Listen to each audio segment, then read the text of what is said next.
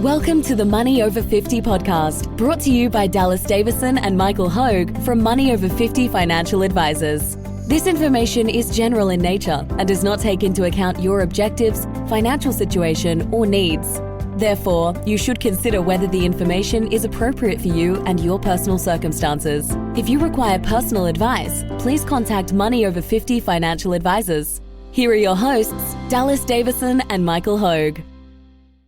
Welcome to Money Over 50. Today's topic, why $100,000 isn't much anymore. Now, Michael, I should preface this with, this is your title, your topic, and I don't actually know where you stand on this. I don't know whether you mean $100,000 isn't much anymore or whether you're saying it is.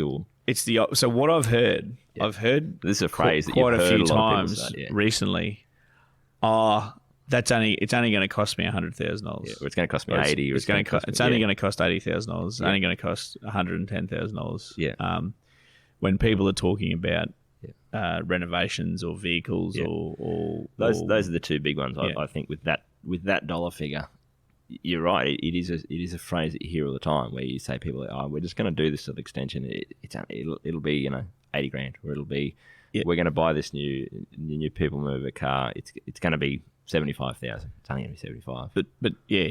People I've found, so 5 years ago, I couldn't remember when people said it's only $100,000. But just lately I've heard it's only $100,000. So it got me to thinking, when did $100,000 only become $100,000? So what I just wanted to look at, a nice simple one. Yep. If you're 10 years out from retiring, what the power of $100,000 can be. Yep. And it's not to say don't go and do a renovation. Hey, I'm doing a renovation right now. I was about to throw you under the bus there if you were trying to say, don't go and do it. Hang on, mate. You've got builders at your house as we speak. And it's not saying don't go and spend $100,000 on a car. Yeah. Again, you just bought a new car, so if you said that, I'd be throwing you under the bus. What it is saying is if you... Well, not even if you're potentially going to be short of where you need to be at retirement. It's about saying, it's about the opportunity cost. Yeah, the opportunity cost of, whether $100,000 is a lot of money objectively or not, doesn't really, to some degree, I think about this with any amount of money, it actually doesn't matter. Money is not useful in and of itself. We've done this, we talked about this before in the podcast about, it's just money. Money's like energy. It's you either save it or spend it, and that's it. It's not to say $100,000 is a lot of money or isn't a lot of money. It's if you're thinking about doing something where you go, well, it's only going to be $100,000 to do that, to do this renovation, or buy the car, or to do whatever. What's the opportunity cost of that, and what else could you do with that money? And then I guess it's up to you to make that decision of where is that $100,000 best spent. And that's, I think, the point you're making there is that it is, yeah. And it could even be we were going to do a $250,000 renovation. Hey, what if we just make that fit under $200,000? So we've got a spare $50,000. Yeah, what effect? And we were going to buy a $100,000 car. What if we buy a $50,000 car? Hey, bang, there's your $100,000. So, what the power of that would be 10 years out from a retirement. So if you just popped $100,000 into a superannuation fund and you didn't add to it, so we didn't even look at employer contributions going in or your existing voluntary contributions, because they're going to go in anyway. Yep. And if it helps, let's just imagine a completely separate superannuation fund. Yep. So you popped $100,000 into a separate superannuation fund 10 years out from retirement. We're just looking at that balance on its own, not adding to it or anything like that. What would that compound out to at an assumed 8% per annum net rate of return? So over 10 years to your retirement age of 65, you'd actually come away with an extra $215,892 of superannuation balance. So that $100,000 would compound out at an 8% rate of return. Yep. To $215,000 over the last 10 years of your working life, or over a 10-year period. Yep. Now, you might say, I don't have $100,000. I was going to borrow to buy that car. Same thing. It doesn't matter. You can theoretically borrow. I'm not telling you to do this because this would be personal financial advice. But if you were going to borrow $100,000 to do a combination of renovation and car. Hey, you could borrow $100,000 and pop that into your superannuation fund. And you'd end up in the same. You're still paying the same repayments. Yeah. I mean, you're still making the same repayments. You pay that off over 10 years, for example. And you say you come away with $215,000 of extra. It's interesting you say that the borrowing thing, and I think we know that logistically that doesn't make any sense, because whether you borrow the money or whether you have the cash, it's still $100,000 that you're spending. This was the podcast we did a while ago. I was saying, borrowing, when you borrow money, you're just borrowing from your future self. This is exactly what we talk about, where if you're sitting there going, well, yeah, but we can just borrow that against the house, or we're going to get a car loan at 3% of it. It's still $100,000 that you have to come up with that you just don't have to otherwise. And that could be going into super instead. So I think that is a good point though. Is that it doesn't feel like it when someone goes to borrow that money. It doesn't feel like they're giving up $100,000, but they really are. That's exactly what it is. So that's just the starting point. So you've got $100,000 that's turned into $215,000 over the last 10 years of your working life, just by virtue of the fact it's compounded again at that assumed rate of return of 8% net per year. Here's where the real power starts, though. So because you've got an extra $215,000 and change, at that continued on assumed rate of return of 8%. Your money actually makes money in that first year of your retirement of $17,271. Picture that number in green.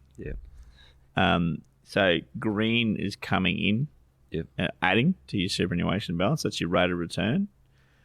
Think of the next number in red, and the next number is $20,000. And it's what I've assumed you're actually going to take out of the fund. So you have $215,892. It earns an assumed rate of return of 8% in the first year of your retirement. That grows the balance by plus $17,271. You take out $20,000 and you spend that on travel. Let's assume you could spend it on anything. You'd spend it on anything. So your fund's only going back by a shy under $3,000. It's grown by $17,271. You've taken $20,000 out as income. Hey, it's gone backwards by, let's just call it $3,000 roughly. So imagine this as the arc of a football getting kicked. So a football's getting kicked. I would say the arc of a football getting kicked off. Is this from a football or a football getting kicked off a cliff? Are you saying from 215 down? It's actually probably more like Tom Brady throwing a pass, like throwing an American football pass. So we're at the peak here. We're at the peak of the most amount of money first year of retirement. We're at the peak of the height of that ball. And what we're going to do, that ball's going to, as it slows down, it's going to start to drop. And the trajectory is going to drop off sharper towards the end. So what I've assumed is that this person just takes $20,000 out every year to live off, to go towards extra travel. In this case, from their extra $215,000. Now, what they can actually draw. Think of the total amount of money you think they can draw. They can draw $517,000 from that extra $215,000. Now, let me back up a bit. They can draw $20,000 a year for 25 years. And by that stage, they've almost run out of money. So in the 26th year, they can draw another $17,000 of income. So, let's ignore that. So basically, between 65 years of age and 90 years of age, they can draw another $20,000 per year in the fund, whatever. And we know it's going to be tax free because we assume that they'd be able to get into their superannuation fund. So and they would fit under the $1.7 million of pension transfer balance cap, but we're digressing too much there. So we assume it's tax-free.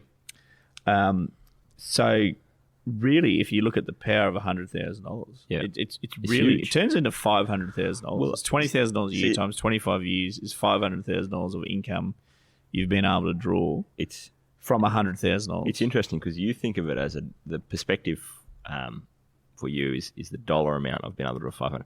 I think of it slightly differently, which is that you imagine a 55-year-old couple that go, should we like you say, should we do the renovation for 200,000 or 150, and should we buy the $100,000 car or the $50,000 car? So they'd make that decision once at the age of 55, and you imagine what they look like and their stage, and a lot of 55-year-old couples sitting there probably thinking about these things right now. Now they make that one decision that makes it's $100,000 difference, and then you imagine them in their 89th, the year then they're 89, they go on a month-long cruise. They're probably going on a cruise by then because they're starting to break down. They don't want to be getting off and on transport and bus. So they go on I don't even know what a $20,000 cruise gets you, but they go on a $20,000. It gets you a long way. Like cruises are great value for money. Yeah. So you imagine that 89-year-old couple go on a $20,000 cruise for a couple of weeks or a few weeks or a month. I don't know how long it is, but you imagine them being on that cruise for a month and thinking back 35 years before and going, we've funded this cruise every year for the last 25 years. So all throughout our retirement, from 65 to 90, we've funded a $20,000 holiday every year. And the whole time we've been on that holiday, the only person we've got to thank for that is us at 55. We made one decision at 55, and this has been the fruits of that for that whole retirement. To me, that time thing is sort of an interesting one, because when we make those decisions at 55, it sort of feels like, but what would be the benefit of that? If you could travel back in time from 89 to your 55-year-old self and thank yourself for doing that rather than having the slightly bigger renovation, the slightly bigger car. Like, imagine how happy you'd be with yourself having had the opportunity to go and do all that travel or to do whatever else you wanted with that 20,000 every year. It's a long time to impact your lifestyle positively for, if that makes sense. Yeah, absolutely. Yeah. So again, just wanted to have a nice simple one here. Yep. And it's really only in response, I guess, to what I've been hearing lately, where $100,000 has suddenly become only $100,000. Yeah. And I think there's that's flipped over in the last couple of years. I didn't hear that 5 years ago. I didn't hear it's only $100,000. Now I hear it's only $100,000. It's obviously a combination of inflation and consumer confidence. Where a few years ago, things have gotten slightly more. Things get slightly more expensive over time due to inflation, but also consumer confidence. Where 5 years ago, in particular, 100,000 people would,